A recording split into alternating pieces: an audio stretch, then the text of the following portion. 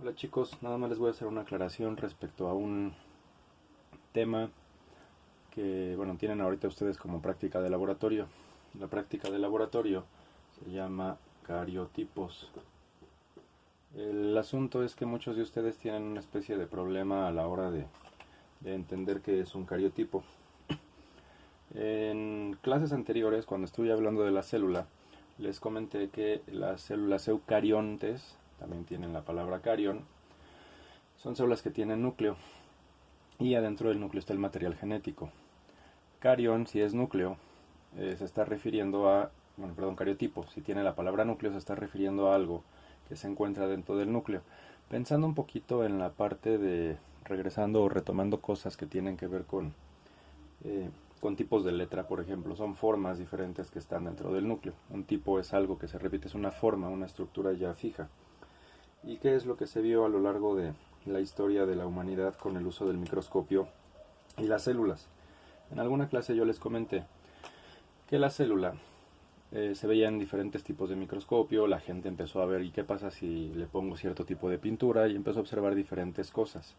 Algo, y se los dije en clase, que eh, la gente fue viendo es que dentro del núcleo de la célula, bueno, esta es una representación de una célula y su núcleo, de repente, depende del momento en el que esto sucediera, había algunas cosas que se veían muy enredadas, que no sabían ni qué forma tenían. Imagínense el interior de una bolsa de plástico que tiene adentro estambre hecho bolas. Su abuelita, si teje, algún pariente de ustedes que teja, sabe que el estambre hecho bolas no permite desenredarlo bien. Entonces, lo mismo pasa con el contenido genético de las células. Hay ciertos momentos en que la célula se va a reproducir mediante diferentes procesos. Esto mismo que les voy a decir pasa en los procesos de reproducción celular, que también ya expliqué en clase y que eran la mitosis y la meiosis. Se los expliqué como parte del ciclo celular. La célula necesita organizar toda esa información, ya le ando pegando esta cosa, toda esta información, y empieza a acomodar todo este contenido en unas cosas muy pequeñas que actualmente se conocen como cromosomas. Dentro de la parte de genética, normalmente, y esto también lo saben, les he dicho que tenemos un cromosoma de parte de nuestro papá y uno de parte de nuestra mamá. Tenemos, pensando un poco en álgebra, el cromosoma de nuestro papá más el cromosoma de nuestra mamá, y esto nos da una célula que se conoce como célula 2N o célula diploide. Ya les había hablado de lo que significaba la palabra ploide o ploidía. Se refiere básicamente a los cromosomas. Si yo tengo en algunos organismos eh, solamente un juego de cromosomas, esto se conoce como haploide. Cuando son dos juegos de un par de cromosomas es diploide. En las plantas y algunos otros organismos existen tres cromosomas, dos por la mamá, uno por el papá o cosas por el estilo, y se conocen como triploides, tetraploides. Va cambiando eso, pero casi siempre se da en plantas. Pero bueno, retomando todo esto, la gente teñía esto, se pintaba con algún colorante y observaron estas figuritas, estas pequeñas X no se forman así nada más de la nada. Esas pequeñas X se forman a partir de... Qué feo se está haciendo esto. Bueno, ya ni modo. Esas pequeñas X se forman a partir de una... a ver si con esta cosa. No. Se forman a partir de una eh, compactación que sufren los ácidos nucleicos. Todos ustedes en algún momento de su vida escolar han visto el ADN, que se los dibujan como una escalerita de este tipo. Esa escalerita, y se los comenté en clase, esa escalerita se va enrollando. Lo que le sucede a esa cosa es que con el paso, imagínense que es esta agujeta. Ahorita les enseño la agujeta. Imagínense que es esta agujeta. Tuve que desarmar mi zapato para enseñarles. Ah, pero mi zapato no usa agujetas negras. Esta pequeña agujeta la voy a poner doble como si fuera el ADN y está enrollada más o menos como lo tienen ahí en el dibujo. ¿Qué pasa si yo la sigo enrollando y le sigo agregando unas fuerzas de torsión? Todo esto lo hace la célula mediante el uso de algunas proteínas que se llaman histonas. Son imagínense unas canicas que se van colocando alrededor del ADN. Y lo que está sucediendo, yo ahorita la tengo tensa. Voy a quitarle un poco la tensión. Y lo que empieza a pasarle a la agujeta es que con tanta tensión empieza a torcerse. Y yo puedo sacar ahorita así de forma muy sencilla una estructura que parece una especie de X. Esto está demasiado sencillo. Obviamente tenemos una cantidad enorme de fibras de ADN que realmente constituyen muchísimos pares de bases, pero lo que realmente está sucediendo con las células es que este ADN comienza a enrollarse sobre sí mismo alrededor de esas especies de canicas que le van dando como forma y estructura. Esas histonas están a todo lo largo del cromosoma. Esto se empieza a enrollar. Lo estoy haciendo otra vez muy simple. Y poco a poco empiezan a formar estas estructuras que nosotros vemos en forma de X. Este cromosoma, y esto sirve también para los chicos que hacen sus exámenes de admisión, tiene unos bracitos que se llaman cromátides. Tienen la parte del centro de donde se unen las 4 cromátides, que está en el mero centro, así siempre les digo. Va junto a la palabra centrómero. Y las cromátides pueden ser iguales de tamaño las de arriba que las de abajo. O pueden ser, por ejemplo, unas cromátides muy pequeñas las de arriba, muy largas las de abajo. Podemos tener algunos cromosomas que les hace falta una cromátide. Y va cambiando. Pero bueno, regresando a lo de los cariotipos. La gente empezó a observar este tipo de cosas. Esto de la estructura no se conoció hasta 1958. El color de los cromosomas se conoció antes. Desde el siglo XVIII, desde el siglo XIX, la gente ya estaba tiñendo las diferentes estructuras celulares. Entonces, ¿qué es lo que pasa? Ahora, ya en la actualidad, sabemos que el ADN se va leyendo. Y si a mí me interesa una característica, yo por ejemplo puedo decir que en esta base inicia la lectura de mi ADN y aquí termina. Todo lo que está aquí en medio es un gen. Un gen es una característica que puede tener un organismo en una parte de su cuerpo. También eso se los dije en clase. La forma del ojo, el color del ojo, el tamaño del ojo, todo lo que tiene que ver con el ojo, cada uno de esos es un gen. Entonces, retomando un poquito esta parte que les expliqué en clase, yo puedo decir que esta sección del cromosoma es el gen 1, esta otra sección es el gen 2, hay una sección que no tiene nada de información, es el gen 3, y así me sigo. Entonces los cromosomas, cuando ustedes se los representan en una clase, normalmente los dibujan con unas bandas de color negras, unas bandas de color blancas. La banda de color negra y la banda de color blanca tienen diferente grosor, tienen diferente número de todo esto, pero digamos que la banda de color negra representa el gen, la banda de color blanco representa la zona que no tiene nada de información o información que no se sabe para qué sirve. Se les llaman intrones y exones, pero eso a ustedes no les sirve todavía. Lo estudiarán en algún momento de su vida escolar si es que siguen estudiando más adelante. Entonces, ¿qué es lo que sucede con esa práctica de cromosomas? ¿Y qué es lo que pasa con los cromosomas? La célula se empieza a dividir. La célula lleva un proceso de mitosis o meiosis.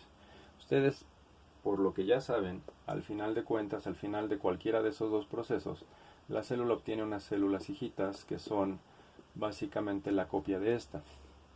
Pero en el caso de la meiosis, que es cuando se forman los espermatozoides o cuando se forman los óvulos, para el caso de nosotros, saben que existe una espermatogonia o una ovogonia que va a seguir un proceso inicial en el que va a haber dos células hijas. Cada una de esas va a volverse a dividir y va a volver a obtener dos células hijas cada una. Y entonces, a partir de una sola espermatogonia o una sola bueno, en el caso de espermatogonia, van a tener 4 células, 4 espermatozoides. De una ovogonia van a tener, en el caso de los seres humanos, un óvulo y 3 células vestigiales que no sirven como para poder dar, para ser fecundadas y tener un hijito.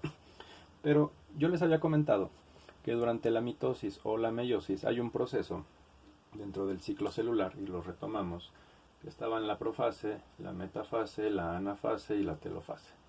Entonces, dentro de las profases, metafases y telofases, saben ustedes ya que la anafase es el proceso en el que los cromosomas se habían alineado en el centro. Los cromosomas se separan, se empiezan a ir hacia los polos de las células para que en la célula quede el juego 1, juego 2, juego 1, juego 2. La telofase es el proceso en el que se corta la célula y pues básicamente nacen las 2 células hijitas. Pero, ¿qué pasa? Si este juego 1 tenía obviamente sus 2 cromosomas, ¿qué es lo que sucede en el caso de la meiosis? Depende de muchos factores, pero puede ser que durante la anafase haya una serie de problemas y uno de estos cromosomas del juego 1 no se quede en la célula de arriba, sino se vaya a la célula de abajo. Conforme esto va avanzando, esto puede pasar en esta primera parte de la meiosis o en la segunda fase. Algunas células pueden quedar con el juego incompleto. Algunas células, pensando en esta se va a dividir y va a tener el cromosoma 1 y acá no va a tener cromosoma.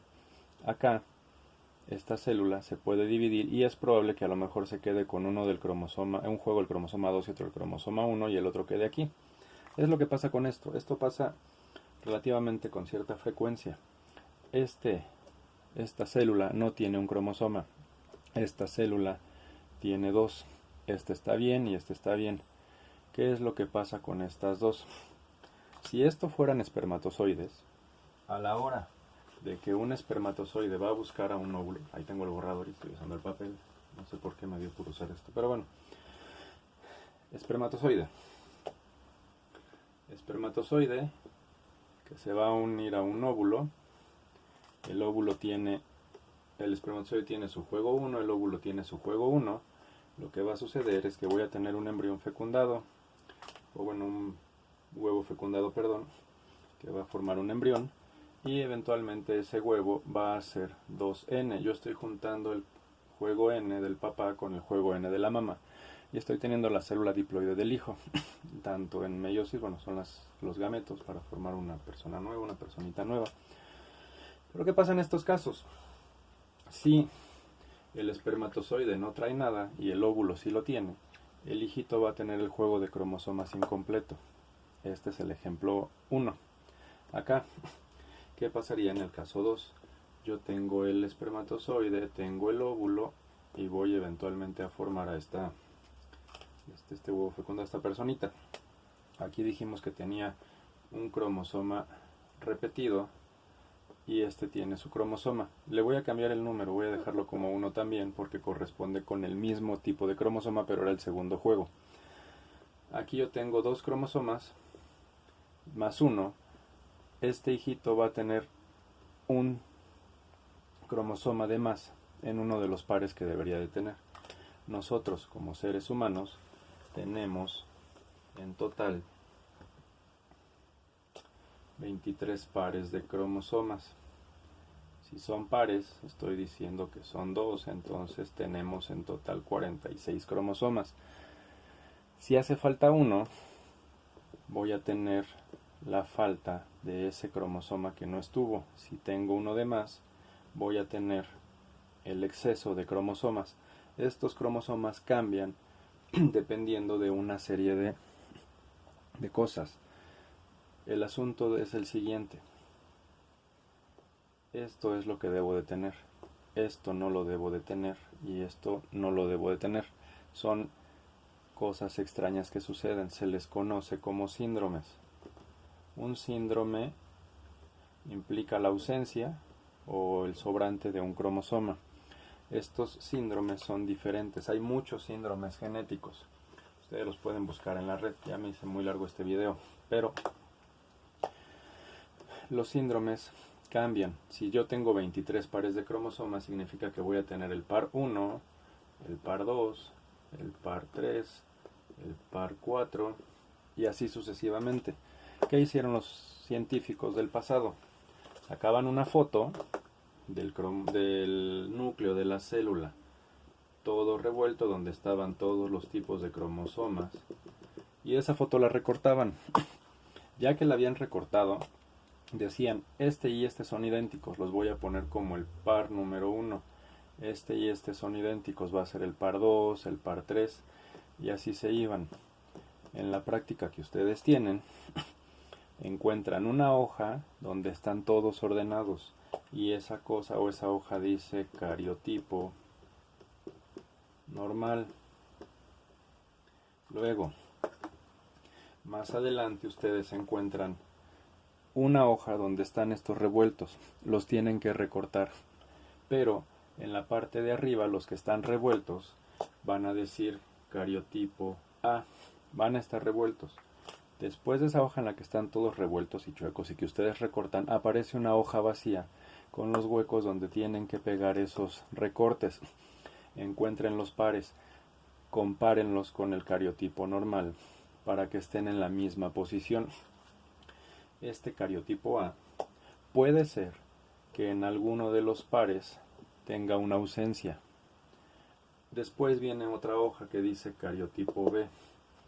El cariotipo B también lo tienen que recortar y después de recortarlo lo acomodan en la siguiente hoja de plantilla, y puede ser que ustedes encuentren 3 cromosomas en alguno de los pares. Puede ser el par 21, el par 23, el par 22, el par 16. Hay muchos pares donde puede haber este tipo de problemas. Ya que encontraron si tenía una ausencia o tenía un excedente, terminan y hacen el cariotipo C. Va a pasar lo mismo, puede ser que les sobre o puede ser que les falte. Ya que saben ustedes, ya que lo armaron, ya que saben qué hicieron, ya que tienen sus hojas, en eso no se van a tardar tanto, se van a tardar más en recortar. Van a decir, me sobra un cromosoma, tengo 3 cromosomas en el par 21. Se van a la red y buscan trisomía,